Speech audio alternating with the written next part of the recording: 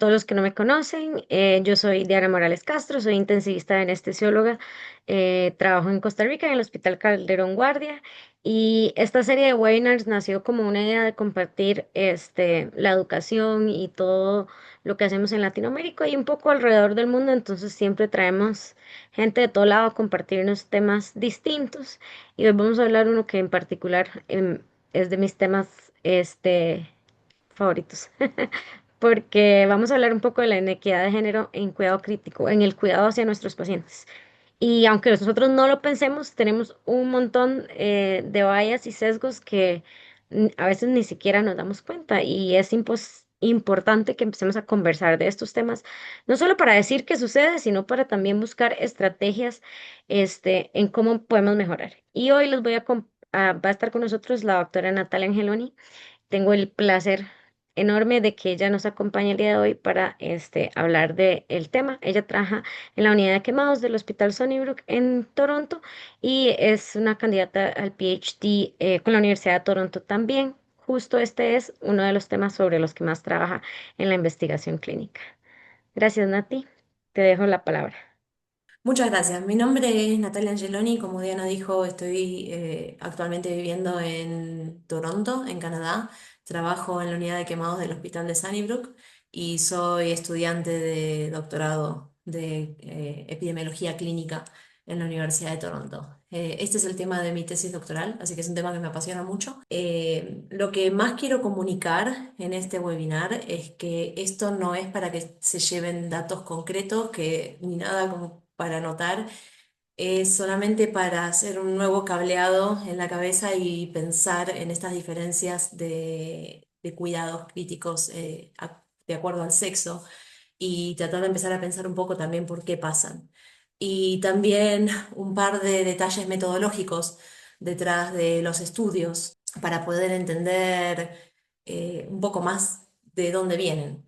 Primero, quiero decir que no tengo ningún conflicto de interés para esta investigación, más que es el tema de mi tesis doctoral. ¿Cuáles son los objetivos del webinar de hoy? Primero, revisar las definiciones de sexo y de género, que son definiciones diferentes. Describir cómo el sexo y la identidad de género influyen en la trayectoria de atención médica. Sintetizar un poco la evidencia sobre diferencias por sexo a lo largo del continuo asistencial, en el ámbito prehospitalario, en las emergencias, en la UCI y en cirugías. Comprender por qué las estimaciones de mortalidad en estos estudios pueden ser engañosas, esta es la parte metodológica de la que voy a hablar, y analizar un poco el rol del sexo del proveedor en los desenlaces clínicos y también en las intervenciones que reciben los pacientes. Definiciones de sexo y de género. Sexo y género son cosas distintas. Sexo es lo determinado por las variables biológicas, sexo femenino para XY, XX, sexo masculino, XY, y después las otras variables de otras combinaciones cromosómicas que pueden dar situaciones de intersexo, pero eso es una variable biológica. El género se da en un contexto sociocultural y depende de los roles y expectativas para hombres y mujeres en ese contexto sociocultural y se da más a lo largo de un espectro. Acá lo podemos ver más como la identidad de género es un espectro con características que cuando hay que hacer investigación se pueden asociar más a lo femenino o más a lo masculino, pero eso también va cambiando a lo largo del tiempo. Por ejemplo, un estudiante de doctorado en 1932, que es una mujer, es una mujer haciendo cosas de características masculinas, pero ahora en el 2026 puede ser tranquilamente una característica femenina.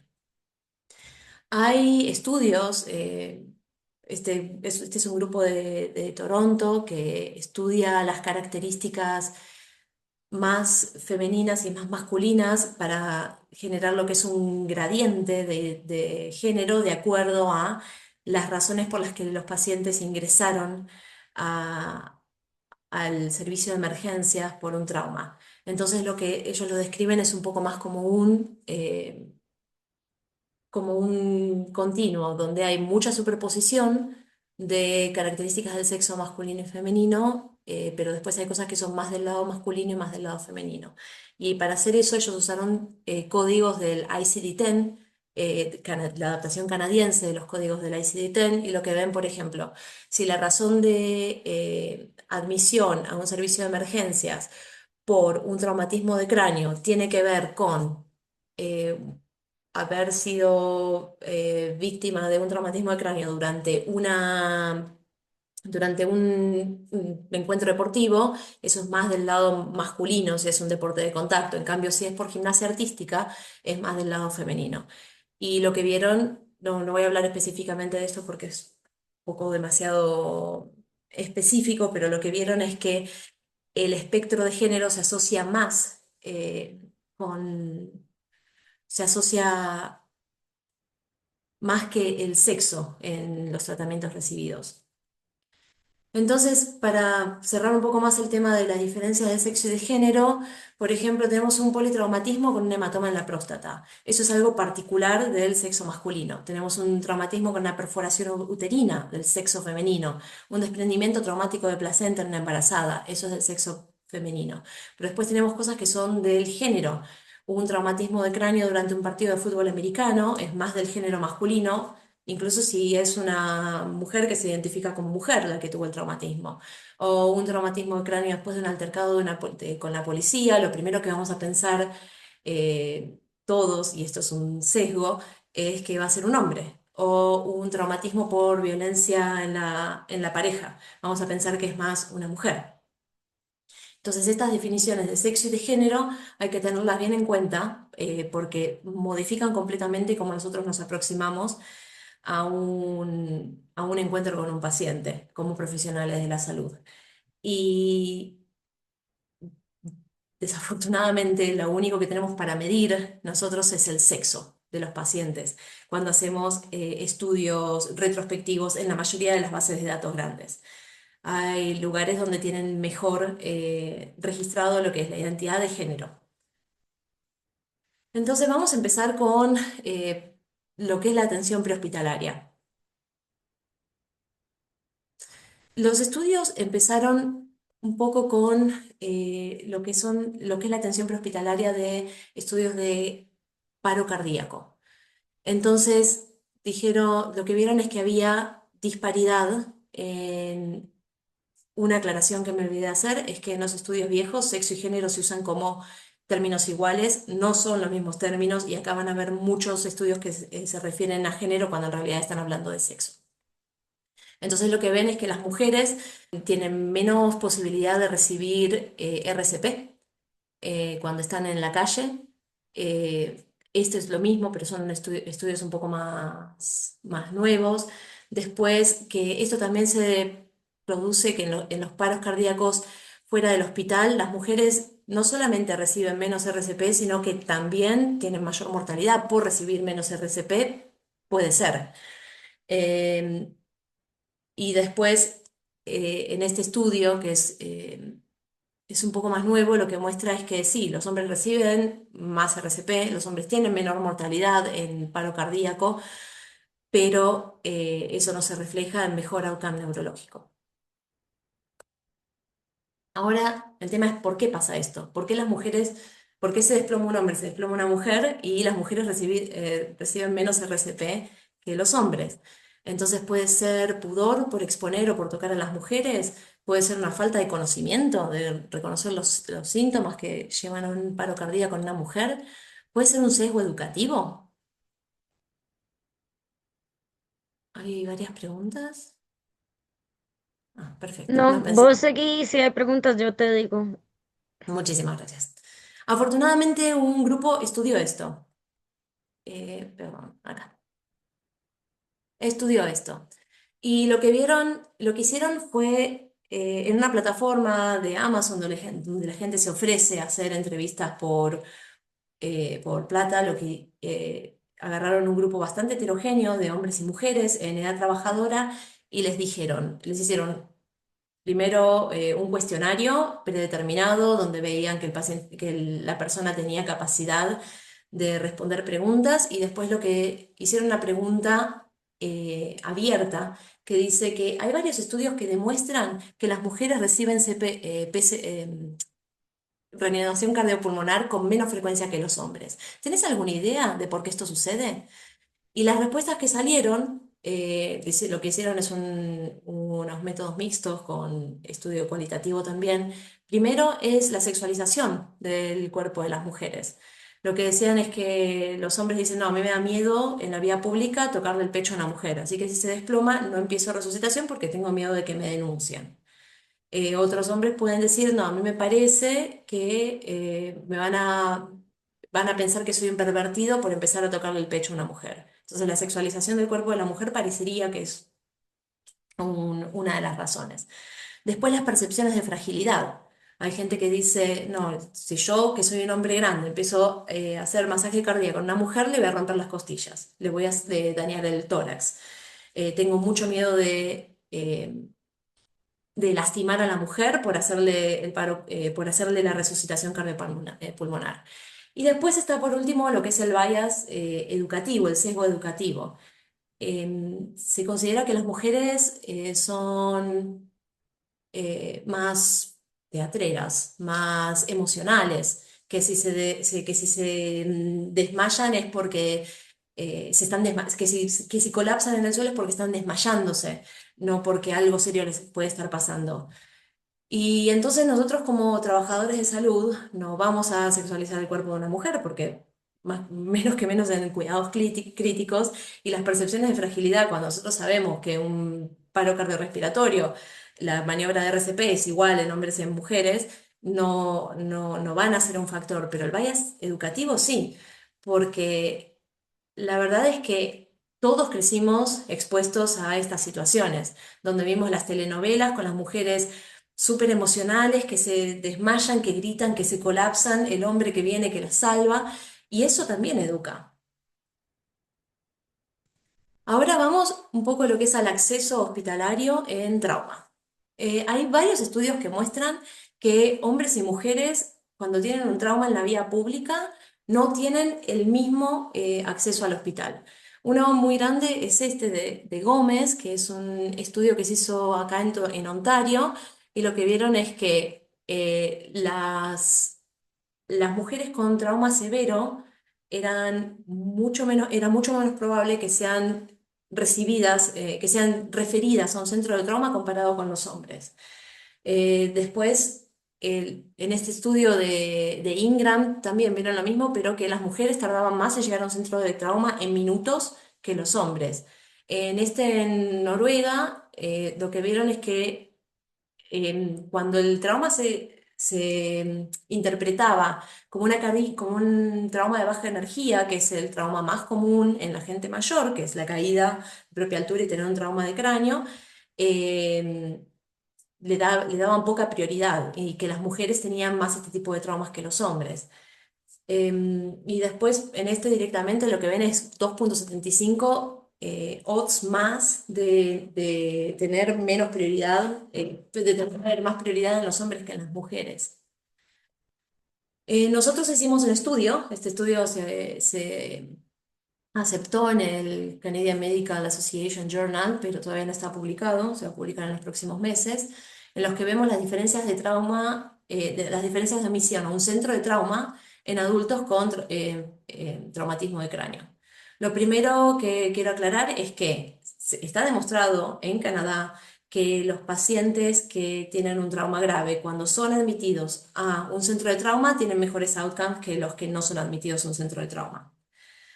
La segunda cosa que quiero aclarar es cómo pasa acá en Canadá la decisión de admitir un paciente a un centro de trauma. Una vez que hay un traumatismo en la vía pública, puse un accidente de tránsito, pero bajo ninguna circunstancia es el más común. El más común son los traumatismos de baja energía por caídas. En la vía pública o en el domicilio puede ser, lo primero que pasa es un triage prehospitalario. Entonces llegan los paramédicos con la ambulancia y dicen, este paciente va a un centro de trauma o este paciente se va al hospital más cercano. Y eso depende, obviamente, de la cercanía geográfica. Si el paciente está muy grave, tiene que ir primero a un centro local. Y depende de mecanismos muy claros de criterio. Entonces, si el paciente, de acuerdo a las comorbilidades, a la edad, a la energía del trauma, los traumatismos de auto donde el acompañante muere, esos van todos al tendrían que ir todos al centro de trauma. Entonces ahí se decide, o el paciente va a un centro de trauma directamente después del triage prehospitalario o va al centro más cercano. Una vez que está en el centro más cercano, pasa lo que es el triage hospitalario. El servicio de emergencias recibe al paciente, lo estabiliza y deciden, este paciente se tiene que ir a un centro de trauma o se puede quedar en este lugar.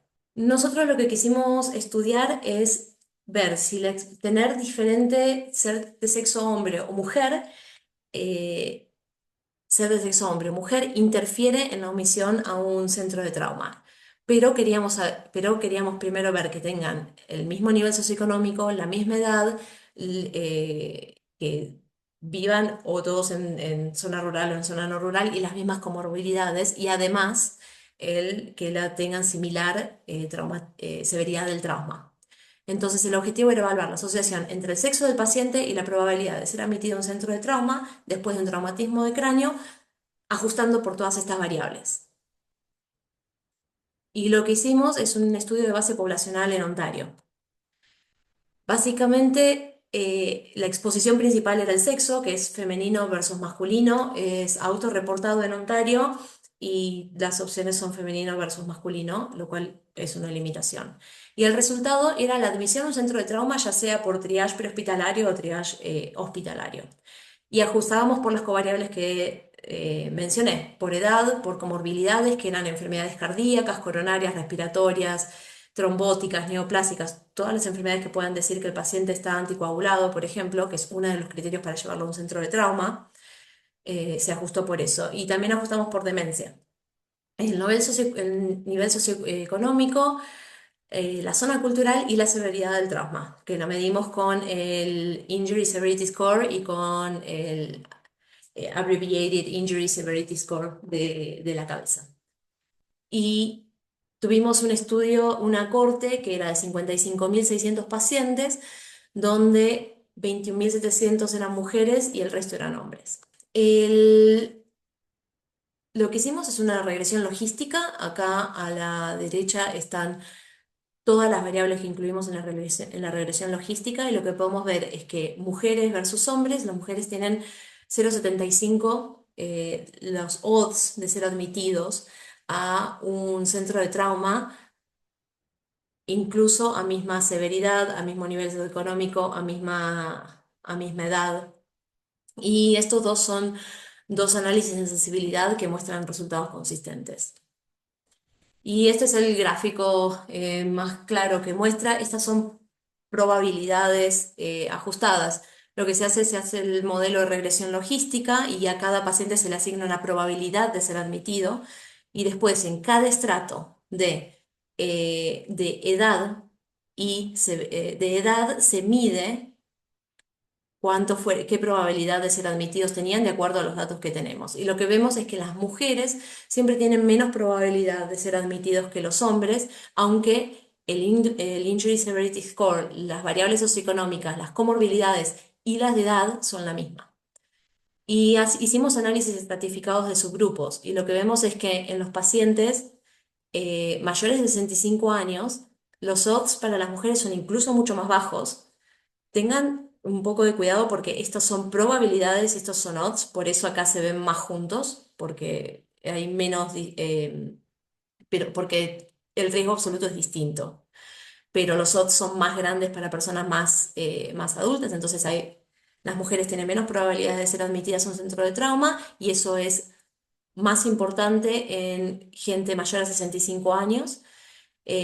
La gente con un trauma de cráneo severo tiene menos diferencia entre hombres y mujeres. La gente con un índice Injury Severity Score más alto tiene menos diferencia entre hombres y mujeres. Y el lugar de residencia y la presencia de demencia como comorbilidad no son significativos. Pero lo que sí podemos ver es que estos son odds ratio.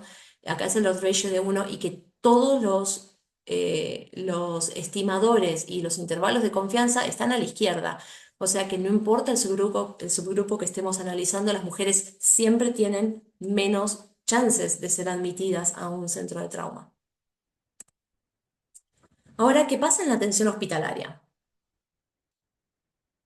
En la atención hospitalaria, voy a elegir algunos estudios porque hay bastantes y voy a elegir los que son metodológicamente más rigurosos.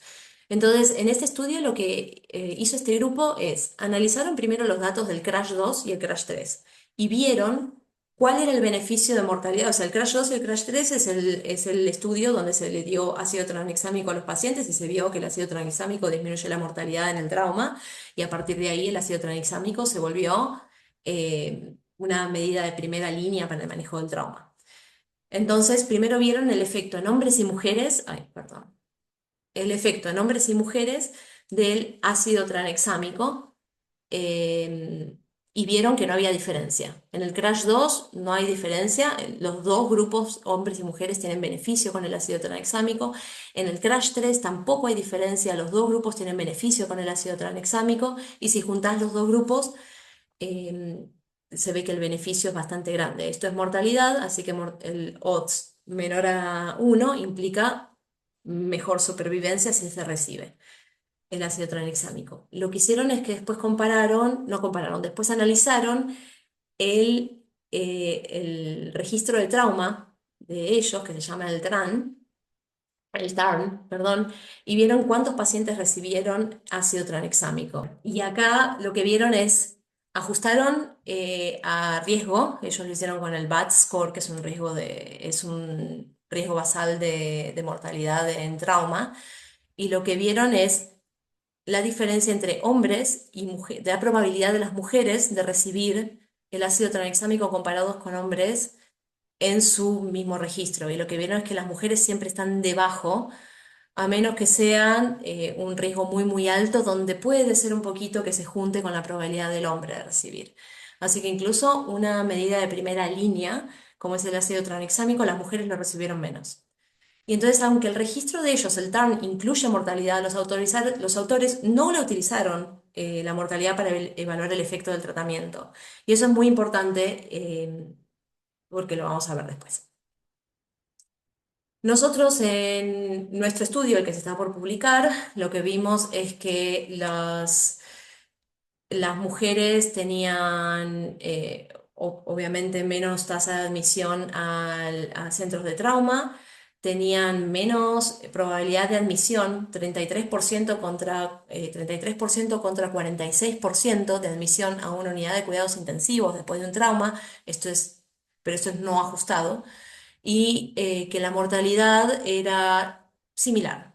Pero eso es un análisis univariable y no está ajustado por otras variables. Así que básicamente esto es una cosa descriptiva de qué le pasó a los hombres y a las mujeres y no podemos inferir nada de eso. Ahora, ¿qué pasa en la unidad de cuidados intensivos? Este es otro estudio nuestro, estos son resultados preliminares, en donde vemos que ajustado por índice de severidad del trauma, variables socioeconómicas y comorbilidades, en todos los rangos etarios las mujeres tienen menos probabilidad de recibir intervenciones médicas. Acá las intervenciones médicas que medimos son ventilación mecánica y diálisis y eso tiene un odds ratio, o sea, las mujeres tienen un odds de 0,81 comparado con los hombres y es estadísticamente significativo, incluye casi 25.000 pacientes. Después vemos la probabilidad de recibir una intervención quirúrgica después de un trauma. Estos son todos traumas en la terapia intensiva. También las mujeres tienen un odds mucho más bajo, siempre por debajo de los hombres. Y las probabilidades, las chances de recibir una intervención neuroquirúrgica. Y esto tiene un odds de 0,79. Lo que vemos que en las mujeres siempre, a misma severidad, a misma variable socioeconómica, a mismas comorbilidades, siempre tienen menos chances de recibir intervenciones quirúrgicas. ¿Tiene esto un impacto en la mortalidad? No lo sabemos y hay que vamos a hacer un análisis que es bastante complejo, porque lo que nosotros no queremos es que pase lo que pasó con este estudio. Este estudio es un estudio muy grande, tiene como más de medio millón de pacientes, en donde vieron de todos los pacientes que ingresaron a la terapia intensiva en todos esos años de seguimiento, que son como 11 años y son terapias intensivas de Australia y Nueva Zelanda, hay como 170 centros, y lo que vieron es si los hombres y las mujeres recibían las mismas intervenciones. Entonces vieron acá que cualquier organ support, intervención de soporte vital, las mujeres siempre lo recibían menos. La ventilación mecánica la recibían menos, la ventilación no invasiva también la recibían menos que los hombres, los vasoactivos lo recibían menos, la terapia de reemplazo renal la recibían menos y el, el ECMO era un poco más parecido. Y quiero que piensen un poco por qué será que el ECMO, los hombres y las mujeres lo recibieron igual, pero todo el resto de las intervenciones no. Y si por favor pueden empezar a contestar ahora por qué piensan que pasó eso, me encantaría para hacerlo un poco más interactivo. ¿Se puede hacer eso, Diane? Sí, claro, pueden contarnos en el chat qué opinan, por qué creen que en el ECMO sí lo recibían los dos sexos por igual. A ver si alguien se anima a tirar una hipótesis.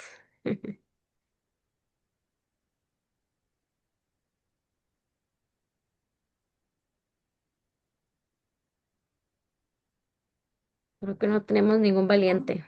Bueno, está bien. Ahí alguien agregó un comentario, ¿no? No, no, Ah. no ha puesto nadie todavía. Bueno, esto es mi opinión. A mí me parece que el ECMO es una intervención mucho más nueva, que tiene criterios mucho más claros y que los pacientes están mucho más graves, los pacientes que requieren ECMO, comparado con los que no requieren ECMO. Y ahora vamos a hablar un poquito de la parte de la gravedad. En ese mismo estudio, lo que hicieron es estratificar a los pacientes por los que no recibieron ningún soporte de órgano y los compararon con los que recibieron soportes de órganos. Y lo que vieron es que, en este caso, los hombres se mueren más. En el grupo que no recibió soporte de órganos, los hombres se mueren más que las mujeres. En cambio, en el que sí recibió soporte de órganos, los hombres y las mujeres se mueren igual. ¿Alguien sabe qué puede significar esto? Ya tengo una pregunta en particular. ¿Alguien quiere decir algo?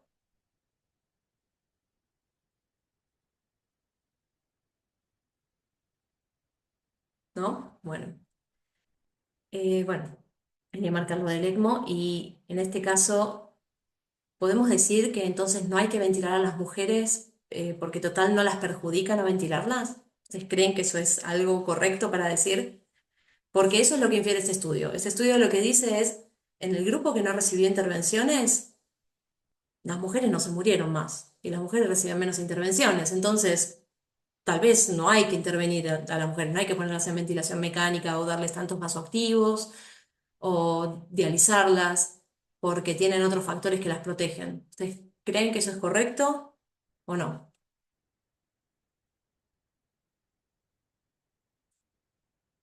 Bueno, Pues les yo spoiler digo que alert. no, pero me vas a contar. No, eso no es correcto. Y para eso voy a hacer un ejemplo práctico. Tenemos dos casos de shock séptico.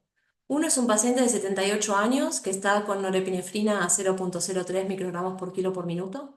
La creatinina tiene un poquito de falla renal, no tiene falla hepática, no tiene falla hematológica, tiene un Glasgow 14 en 15. Y después tenemos otro paciente que es un joven de 28 años, esquiador, completamente sano, pero que está con un shock séptico, con noradrenalina a 1 microgramo por kilo minuto, la creatinina es casi 3, falla hepática, falla hematológica y está somnoliento. El paciente de 78 años se va de alta a la casa y el paciente de 28 años fallece. Entonces, ¿podemos decir que tener 78 años versus 28 es un predictor de sobrevida en el shock séptico? Pues no, no son comparables. Exactamente. Eh, lo que pasa acá es que el análisis principal está ajustado por Apache 3 al ingreso. El Apache 3 solo captura la gravedad inicial y no la evaluación clínica, no la trayectoria del paciente, que es lo que determina que el paciente termine recibiendo intervenciones o no. Pocas veces en la terapia intensiva un paciente ingrese y lo ponemos en diálisis después de un trauma en las primeras 24 horas. Eh, entonces, lo que está pasando acá es lo que se llama el collider bias en inglés o el sesgo por selección por condicionar una variable intermediaria. Nosotros tenemos unas características al inicio y después tenemos una mortalidad al final, pero después el paciente en el medio va cambiando. Y si nosotros agarramos una intervención que sabemos que no se hace en forma igual en hombres y mujeres y que además no se hace en forma igual en personas graves y no graves, estamos seleccionando pacientes que no se pueden comparar. Probablemente los pacientes que tienen poca diferencia en la mortalidad porque que recibieron intervenciones son todos pacientes que están muchísimo más graves. No importa la edad, no importa si son hombres, no importa si tienen hormonas protegiéndoles el cerebro y son mujeres, no importa, están tan graves que no va a haber diferencia entre hombres y mujeres. Lo mismo que si ponemos acá la edad como el predictor principal, no va a haber tanta diferencia. Todos estos pacientes requirieron intervenciones por gravedad.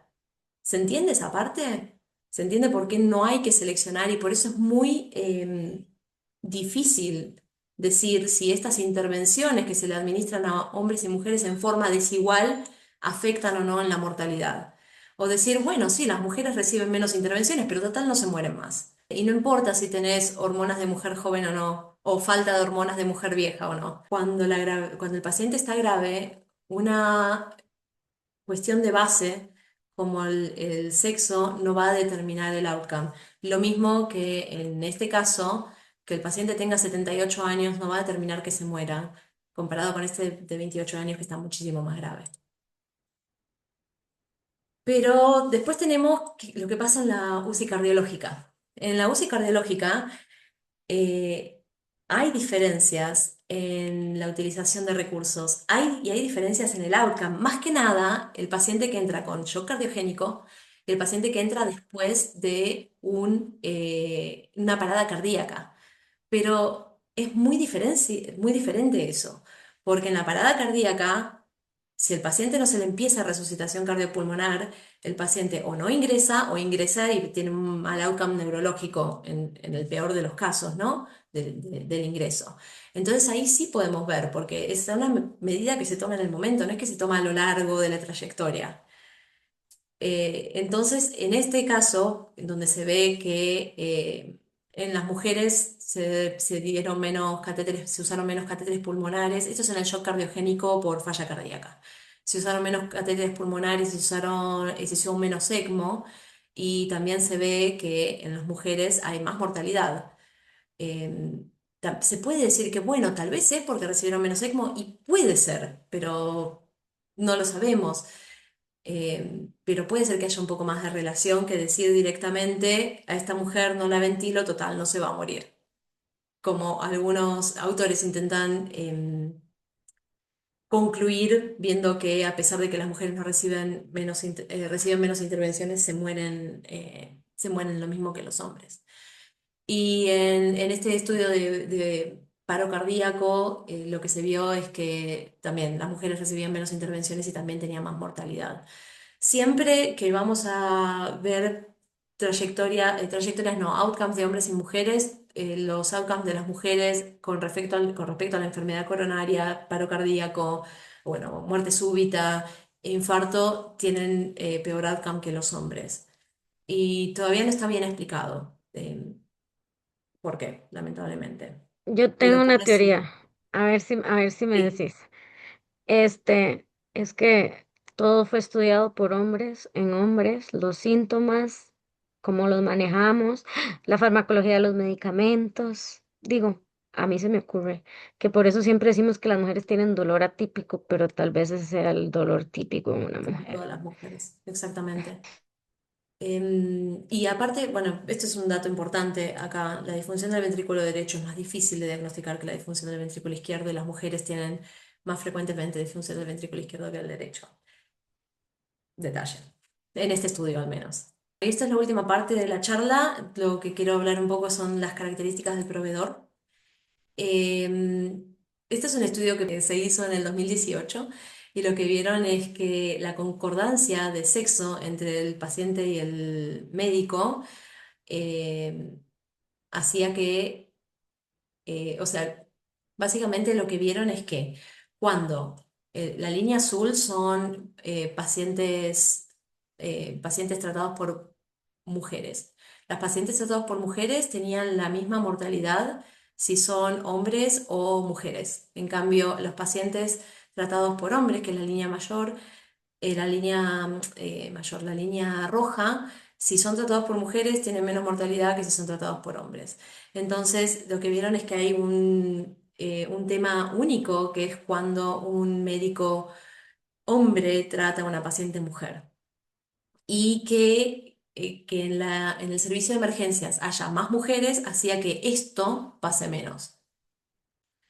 Y después hay un médico, el doctor Wallis, de acá de Canadá, que estudió qué pasa con el sexo del paciente y el sexo del cirujano en los outcomes posoperatorios.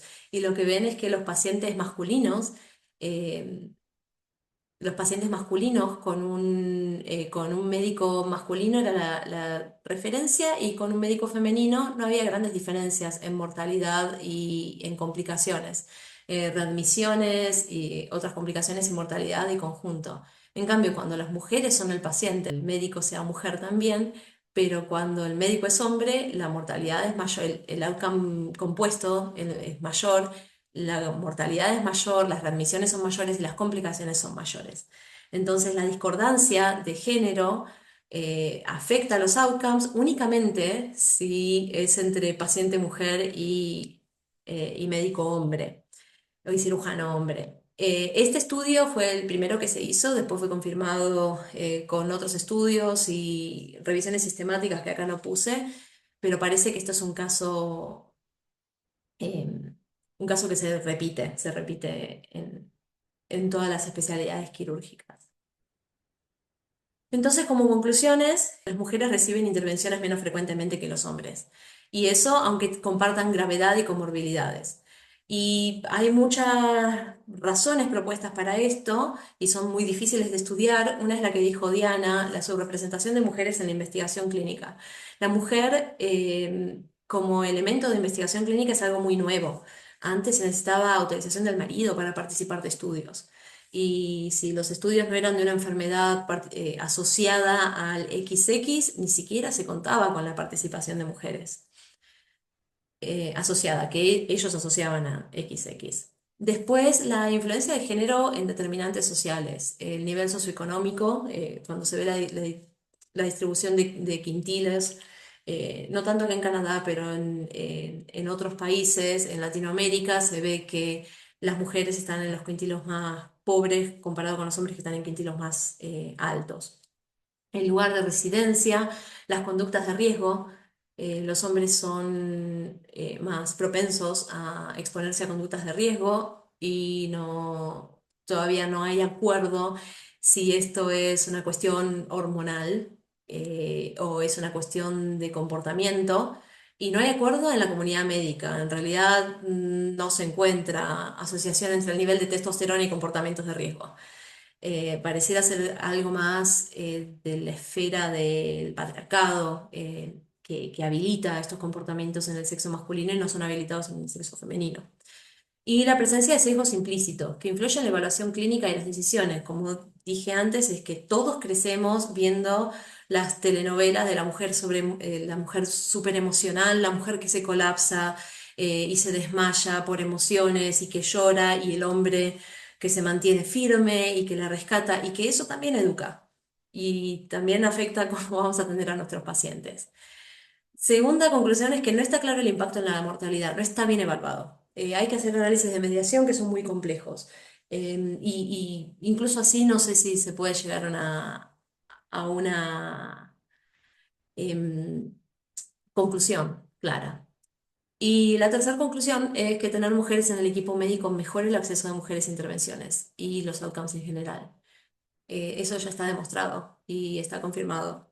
Y entonces por eso también hay que tener una mentalidad abierta en, en términos de valorar la opinión de todos. Y una cosa que yo estoy dejando afuera es que esta charla es sobre inequidades de sexo, y ni siquiera me estoy metiendo ni un poquito en lo que son las inequidades en otras esferas, inequidades de etnicidad.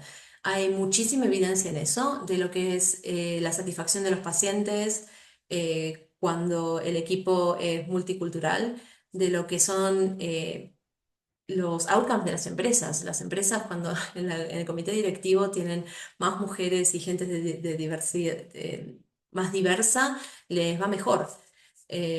Así que con esto de tener mujeres en el equipo médico es todo, es tener mujeres, tener personas de distinto background cultural, personas incluso en las decisiones médicas, tener a pacientes, que los pacientes puedan consultarles a lo que es importante para ellos. Si para ellos es, no sé, su consejero espiritual, incluir al consejero espiritual en las decisiones médicas, o sea, todo eso es, mejora los outcomes de los pacientes. Yo solamente estoy hablando del sexo en esta charla. Quiero decir primero agradecimientos. Lo presentado, parte de lo presentado en este webinar es mi trabajo doctoral y quiero agradecer a los colaboradores, mentores y coautores. Y gracias a Latis por darme la oportunidad de presentar este tema que me apasiona. Muchas gracias. Muchísimas gracias, Nati. Excelente. Aquí dice Beatriz que la deja muy preocupada y yo siento lo mismo. O sea, y siento lo mismo porque tal vez antes nunca me puse a buscar, pero cuando yo estaba haciendo todos mis estudios de farmacología, ¿verdad? Y empecé a leer las guías nuevas y me di cuenta que ahora la Sociedad Europea y la FDA dicen que hay que hacer estudios de acuerdo al sexo. Y entonces me fui a ver las dosis que usábamos para sedación, para analgesia, eran 30 hombres masculinos sanos. O sea, y de ahí Sí, sacamos todo lo que vamos a usar y blancos, ¿verdad? Todos del mismo centro, del mismo país, etcétera. Mujeres, no, porque es que tenían la posibilidad de estar embarazadas y cosas así. Y cuando ya uno se mete, por lo menos en mi área, que es de sedación y analgesia, es increíble. Incluso en emergencias les damos más ansiolíticos, a las mujeres que analgésicos. sí. Eh, en, en ECMO, digamos, les damos más opioides a las mujeres que hipnóticos, que al final termina siendo beneficioso para ellas porque los estábamos sobresedando a todos, pero me abren como todo un mundo y cuando veo todos los datos que nos presentas es algo que tenemos que hablar. Alguien incluso dice que si uno cree que la gente piense que la mujer tiene crisis conversivas cuando cae y está teniendo un paro y no reciban RCP porque precisamente lo que creemos es eso, ¿verdad? Que están teniendo crisis conversivas, que se están desmayando. Es algo muy común. El estudio que está hecho es más que nada ese estudio que tiene una parte cualitativa donde se fueron tratando de identificar cuáles eran los factores. Y uno se creía que es ese sesgo educativo que tenemos, de que la mujer es emocional. No sé si ustedes se ponen a pensar un poco, no sé si vimos las mismas telenovelas, María, la del barrio, el hombre sosteniendo a la mujer que se colapsa. Y, y sí, bueno, y hay estudios que no incluí acá, pero también hay un estudio donde el paciente con dolor precordial, los hombres reciben, se les hace troponina mucho más frecuente que las mujeres. Y hay muchos casos de infarto de miocardio que se pierden por no hacer troponina a las mujeres, porque el hombre viene con esos síntomas que conocemos, agarrándose el pecho y diciendo que siente que se va a morir y que tiene un elefante, y la mujer viene porque, no sé, dispepsia, me siento un poco mal, y no sé, le damos una benzodiazepina a la mujer y al hombre le hacemos una coronariografía, y eso pasa. Y eso es porque no sabemos cuáles son los síntomas en las mujeres, no sabemos cuáles son los síntomas, no sabemos cuáles son las dosis.